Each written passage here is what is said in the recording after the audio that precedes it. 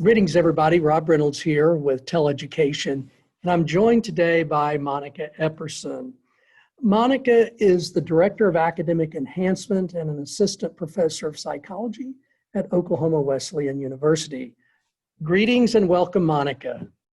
Oh, thank you, Rob, for having me. I'm so excited to have this conversation. Well, I am too. It's good to catch up.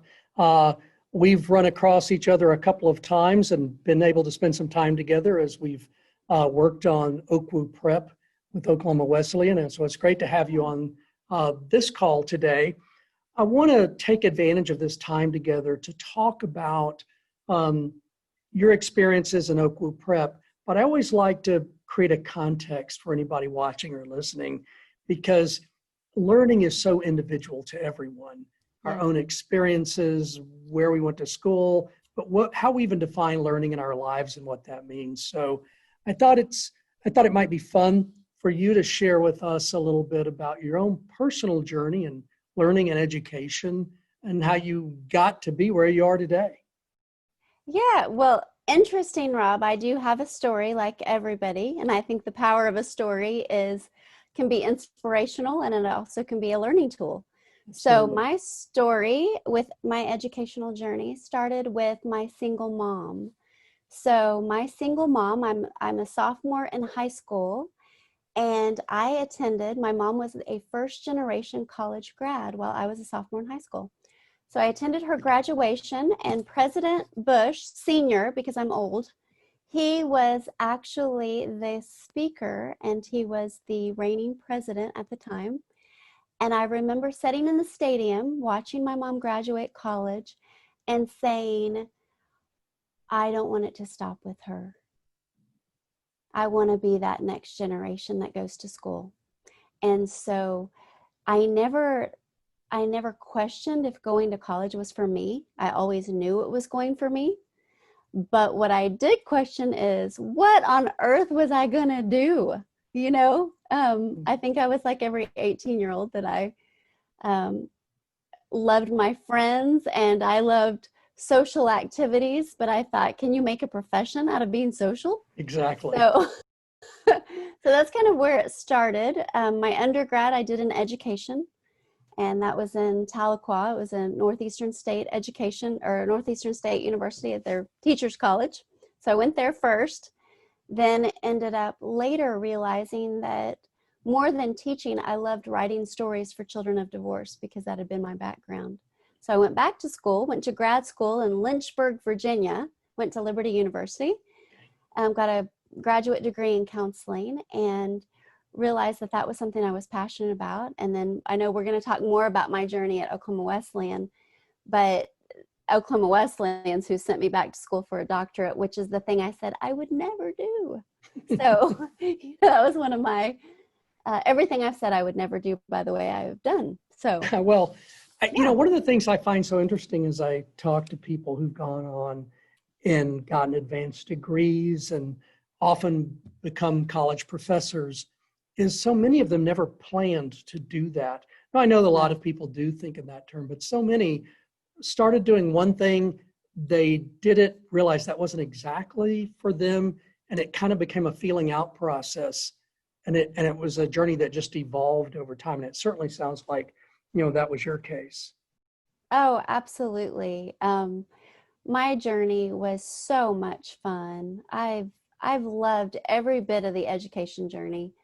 One of the beautiful things about education is it teaches us about ourselves. My undergraduate degree, this is confession for all of your viewers.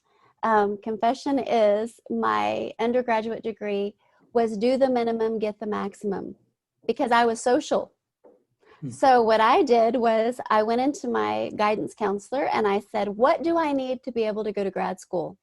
And bless her ever loving heart, she said a 3.0. My transcript in my undergrad is 3.0000. No more, no less. Like, I was task oriented. That's what I needed. So that's what I did. Grad school, totally different experience, because I had really found my niche. I had found the why. I knew why I was going to grad school. I had already had a nonprofit for children of divorce. I knew I was passionate about it.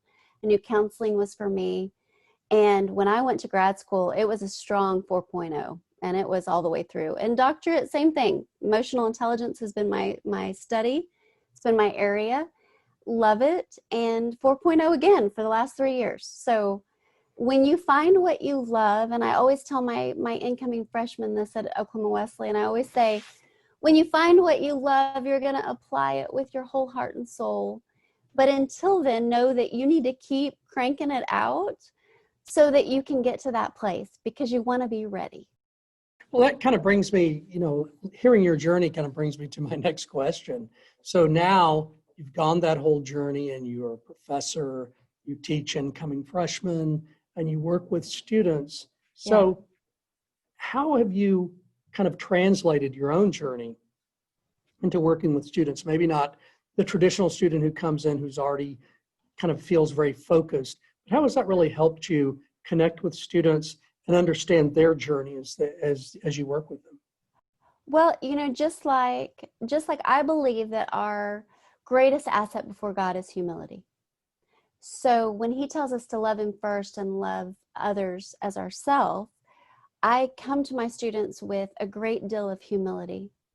I share that 18-year-old journey of, I remember sitting in class going, I just want to be outside, but what do I do? And telling them it's great. I mean, it's wonderful to get to really know students, to get to know what they like. One of the things I have students do a lot is I have them write their eulogy and ask them, okay, let's talk about where you want to end up. Mm-hmm. And that is so much fun for me, because getting to see what they care about, it's cute because knowing lifespan development and that most of them, their frontal lobe is not developed yet. It just is not going to be there yet. It's so fun to see that eulogy include sports accomplishments or fashion, which I know is completely developmentally appropriate. So I just enjoy, our students are great at Oklahoma Wesleyan, and a lot of them, which I know we've talked about this before in the past because we've been able to have some conversations. We have wonderful first generation students that they're learning the college experience for the first time. They're learning about themselves for the first time. And I love just being a part of it, truthfully, just candidly opening up to talk about where I've been and where I'm going and how this journey is it's dynamic. So, as someone who's spent a good part of her adult life really focused on the particular needs of children of divorced families. Yeah. What have you learned in that study and in working with those particular kids that has really helped you identify or work with even students who aren't part of divorced families as they're going through this experience? Right. Well, and with the psychology journey, what's been interesting is I've learned as human beings, all age groups, we love homeostasis. We love having things be constant. And, the change of coming to college is a really big deal. And so one of the things that I offer my students is pretty much hey, I see you. And I know this is tough. But you getting out of your comfort zone means you're going to have opportunities that you wouldn't have necessarily had if you didn't do it. And so help me help you get comfortable in your new surroundings. So I feel like that's probably one of my greatest assets with all the research is helping them get to a new norm, because we all like our norm. Yes. And I want them to do the 4 years. I want them to walk away and have something. I want Oklahoma Wesleyan or TEL services. I want those to be their new norm. Like, I want that. Yes.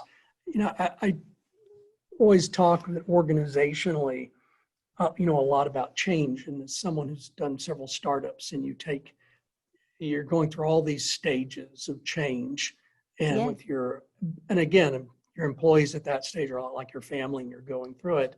And no matter how old we get, we want some form of structure, stability, And that we get a lot of our identity from that and our Yes. feeling of forward momentum. And feeling chaotic is tough. I mean, I think a lot of people in today's society, with all of the things happening, COVID-19, et cetera, are really suffering with that lack of homeostasis, right? We're like, please slow it down. Just give me a week where it's like, I think it should be. And not one more change, please. Yes. I mean, so Rob, you've got the same entrepreneurial spirit, and I see it in my students. It's pretty easy to identify. And I liken it to a rubber band. And just bear with me for a minute on this analogy because I am an educator. So, you know, when we stretch a rubber band, if we keep just stretching over and over again, it can go farther and farther and farther without popping. But if we take a rubber band and we never stretch it and we just max it out, it will pop. Yes. And you have that same spirit of bringing this beautiful, having been stretched so many times with all these amazing life experiences, and you're now giving that to other people. Your legacy is now being built. And what's fun for me is I can identify people like you as 18, 19-year-olds sitting in my classroom that they've started the stretching process, and I love to help them understand the stretch. It's so much. I appreciate that. And one of the things about having kind of feeling that way and being someone who stretches, when you're young, and I was telling this story last week to someone, you don't even know why you're stretching. It's just kind of who you are and what you do. You're kind of causing tornadoes around you sometimes. And you realize looking back in your life over decades going, wow, I was probably making some of the people around me feel pretty uncomfortable. And I wasn't entirely comfortable, but I could deal with it because that's what I do. And I think even as a leader, one of the challenges I've faced over the years is making sure that I'm being incredibly empathetic with the people around me who haven't got there yet. They're not at the same place. I am feeling comfortable with the stretching and saying, okay, I get it. Just because I am feeling comfortable and can adapt, that doesn't mean you are. So how do I create an environment to make everyone feel comfortable? And that's so important. So what is a director of academic enhancement? What does that entail? Well, it's just something that's on a business card, truthfully. Okay. But the idea behind why the position at Oklahoma Wesleyan even exists is because we really care about being a place of serious study. And so enhancing the academic experience for our students is incredibly important. Some of the things that I oversee is we have an honors program, and that's been a fun thing to be a part of. Dr. Fisher leads that, and she's just been brilliant as our assistant provost. But that's a great program that we offer. And also the OKWU PREP, getting to build it as part of our serious place of study and being able to give high school students our way of thought, our way of life, and our way of faith. And those things are really important at Oklahoma Wesleyan because we identify and we recognize that we're not a university for everybody, but we are a university for students who are wanting to learn more and understand about their faith as it is integrated with their academic enhancement or experience. That's important. That's incredibly important. And not the purpose of this particular video or podcast, but for anyone who hasn't been to the Oklahoma Wesleyan campus, I would say it's worth the detour. It's one of the most beautiful, idyllic settings for learning I can imagine. But more importantly, what you see on the outside, I would say is kind of rare in this case, is reflected on what you see on the inside. From the staff to the students, there really is this sense of place, identity, and purpose that I feel like the faculty, the administration, students have really, that they embody. And that those things you talked about really are important and kind of take the lead in all considerations. And Right. I find that really fascinating as we talk about OKWU PREP, because a lot of people think of, dual enrollment, for example. It's Yeah. a way to make some money. It's a way to increase an enrollment funnel. And yes, those are things that are important. But I feel like OKWU has taken a slightly different approach and saying, yes, those things are important. But what's really happening here is it gives us an opportunity to extend our identity and connect with others that are aligned with us or interested in those same things. I think I wouldn't say you're absolutely truly unique, but you certainly, as the only ones doing that. But I really find what you're doing exemplary.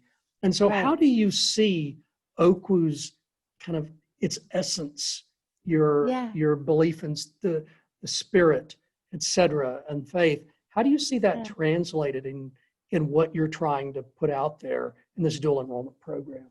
Well, one of the beautiful things about Oklahoma Wesleyan and OKWU PREP, and where we kind of fall into that mission, is we're a legacy school.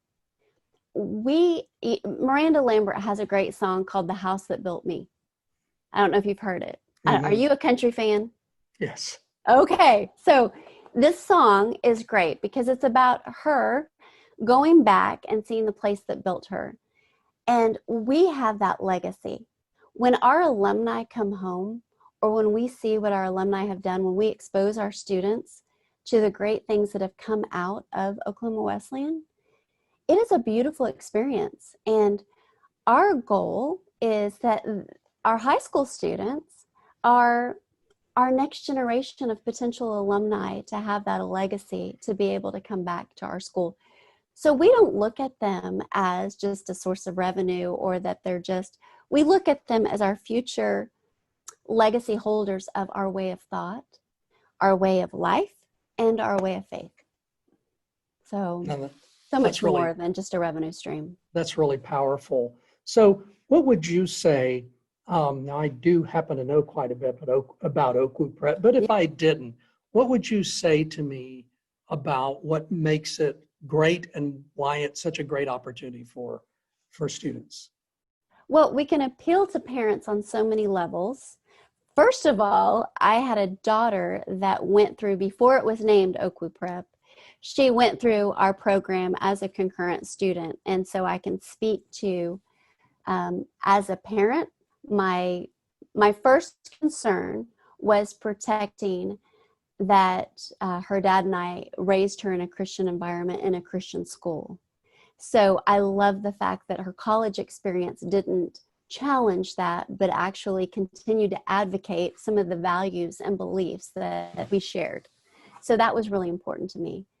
The other thing that I can say as a parent who is financially savvy is it's a third of the price, which is great because private Christian education is expensive. It can be.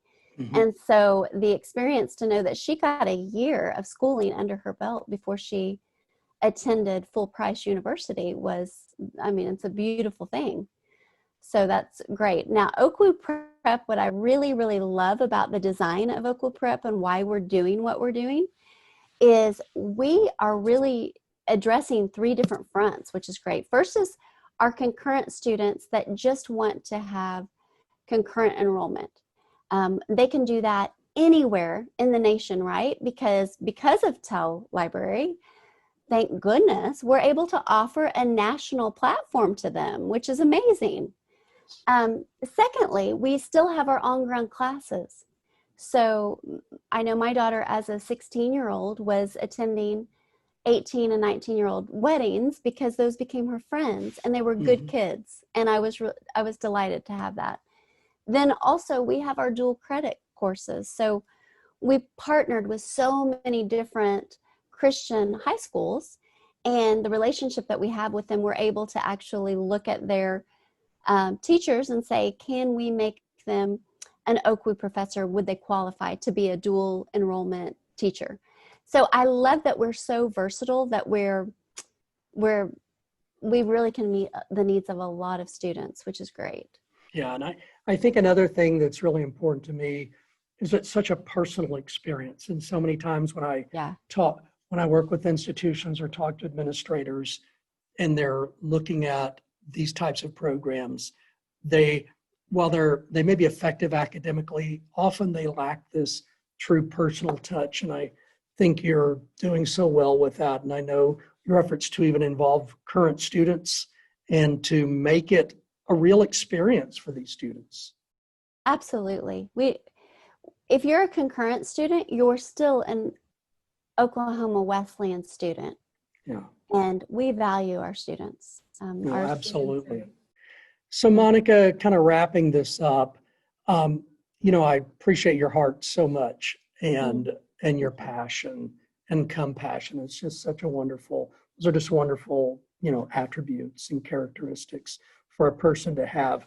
And I know as you look out at in the U.S. society and culture today, you see the conflicts that are going on, and kind of taking it back to that, all the study that you've done about students and kids who have experienced the disruption of divorce, but in many ways, things that are happening today, the divisiveness in society, probably makes some of those kids who didn't have parents who got divorced feel uneasy in many ways. So given the current situation of things that we or the situation we're encountering, what do you think some of the struggles that students may have, and what's the most important thing we can offer them? Well, as a human being, love and dignity.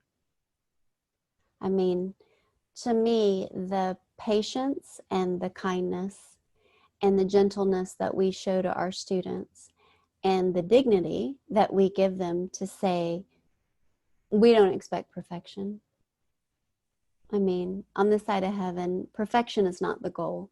What the goal is imitate the love that we give to you to others. I mean, isn't that really where our society is hurting? Is we're at a place that kindness and gentleness and being patient with one another has become something that is becoming more and more rare. Yeah. I think in many ways, I would say we've all become so concerned with being right that we've forgotten about how to love, how to be kind, and how to be gentle with one another, which were much more important in so many ways. Yes. If you start from that, if that's your starting point, kindness and gentleness and love, right may be important, but it's always an easy thing to get to with one another. Right. And whether a Christian and in that faith, or whether an atheist and in that faith, what we have in common as human beings is we all seek love and purpose. We all do. I mean, how many studies, peer-reviewed articles, research, longitudinal studies, how many of them point to the same thing, that the human experience we desire, regardless of who and what we are, we desire love and purpose. Well, thank you so much. Your students are incredibly lucky to get to experience what you're offering. I find, your attitude really inspirational, and I'm glad we got to do this today. Monica, thank you so much for joining us. Well, thank you, Rob. It was great to have the conversation, and as usual, I always look forward to hanging out with you. So. Absolutely.